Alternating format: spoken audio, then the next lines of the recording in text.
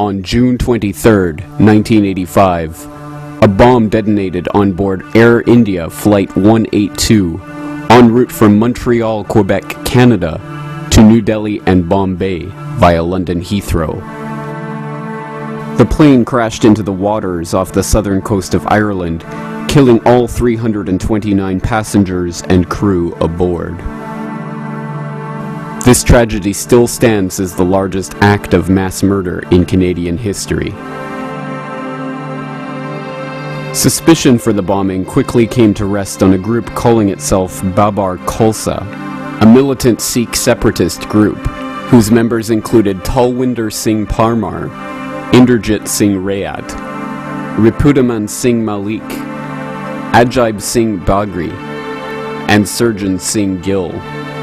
It was later to emerge that Parmar and other members of the Babar Khalsa sect had been under surveillance by the Canadian Security Intelligence Service, or CSIS, in the weeks leading up to the attack. CSIS surveillance of the Babar Khalsa sect included physically trailing suspects, as well as wiretapping their phones, resulting in hundreds of hours of taped conversations between the main suspects in the Air India bombing. Incredibly, the vast majority of these wiretaps were erased by the Canadian Security Intelligence Service before they could ever be used against any of the suspects in a criminal proceeding. This resulted in the acquittal of Malik and Bagri in the so-called Air India trial, which ended in March of 2005. Canadians were shocked and appalled by the fact that over $100 million of taxpayer money had been spent in a 20-year investigation that had resulted in the conviction of only one man in connection with the bombing, Inderjit Singh Rayat. Responding to political pressure, Prime Minister Stephen Harper appointed the Air India Inquiry in 2006 to look into why the investigation had been so badly bungled. It didn't take long for the inquiry to uncover some startling and troubling findings. More astounding revelations of the Air India inquiry today, as the picture of what happened in the days leading up to the bombing grew more disturbing. The inquiry heard from two witnesses, both with stories of a high-level CSIS expert who seemed to know an Air India plane would be brought down, that it was only a question of when. And both recalled their horror when just a few days later it happened. Terry Malewski reports. Surprises are now normal at this inquiry, but this was extraordinary. One of Canada's top lawyers testifying that he thought CSIS had prior knowledge of the Air India bombing. I was greatly upset. I said, holy expletive, they knew. They knew. It all started here, poolside at a California hotel during a pause in a terrorism case. Chatting in deck chairs, Graham Pinos said a top CSIS official told him that Sikh extremists would try to attack a plane. I have an absolutely clear recollection of the event and the circumstances. It was something that shocked me. An element of Sikhs was in the Indian community in Canada, and that he perceived them as being dangerous and they're likely to bring a plane down. He was the head of counter-terrorism at CSIS headquarters in Ottawa, Mel Deschênes. And Pinos said he met Deschênes again 3 weeks after the bombing and was amazed that he seemed to know where the bomb was placed. He knew within that 3-week period of the damage and where the bomb had been placed in the aircraft. Pinos did not say Deschênes told him he knew details of the plot beforehand, only that he seemed to know. And another lawyer who was in California for the same case told the same story. Mr. Deschênes advised me that he had to leave. Did he give a reason as to why he had to leave? He had received a call from Canada There was an urgent problem with Sikh extremists in Vancouver, and he had to leave to go to Vancouver immediately. Again, that was before the bombing. Afterwards, she said, My immediate reaction was, even when they know something's going to happen, they can't stop it.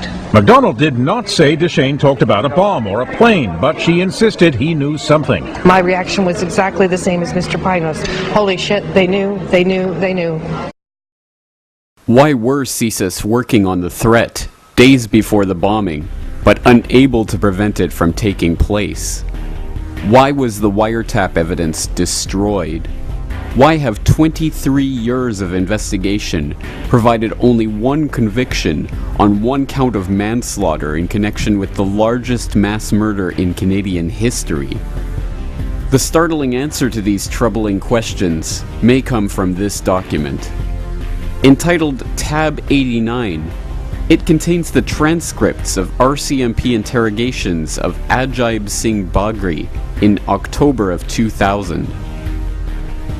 In one passage, RCMP Staff Sergeant Jim Hunter tells Bagri the following about Surjan Singh Gill, who inexplicably pulled out of the Babar Khalsa group just 3 days before the bombing took place.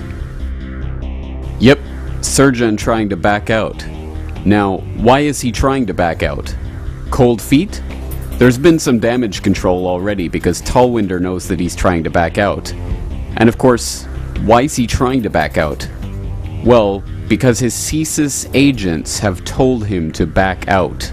They told him to get out of there, that things are happening, and you can't be seen as part of that.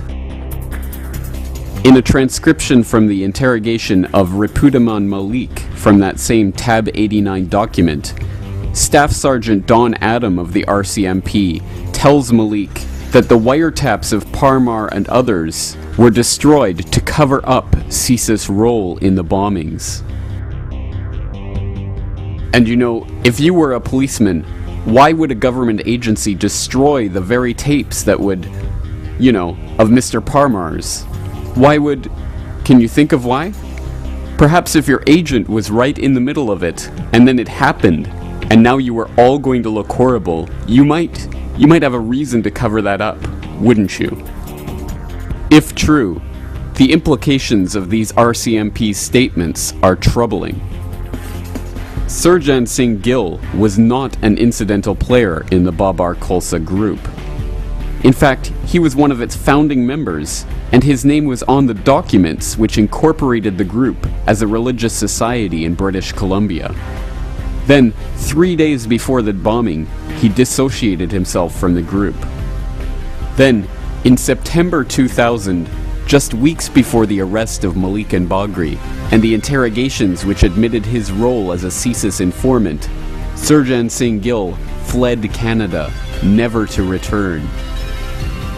If the RCMP's own officers are right, and CSIS in fact had a mole working inside the terrorist group which carried out the worst terrorist atrocity in Canadian history, what does this tell us about Canadian counter-terrorism intelligence? What does it mean that CSIS officials were talking about problems with Sikh extremists who wanted to bring down a plane in the week before the bombing took place? Why did CSIS erase hundreds of hours of wiretap evidence that could have been used to convict the main suspects of the bombing? If the system was blinking red, and so much was known about the group and their intentions, why were basic security steps not taken to ensure that unclaimed luggage would not be put on board an Air India flight? These are questions that every concerned Canadian citizen must be asking their elected representatives. The reaction was exactly the same as Mr. Pinos. Holy shit, they knew.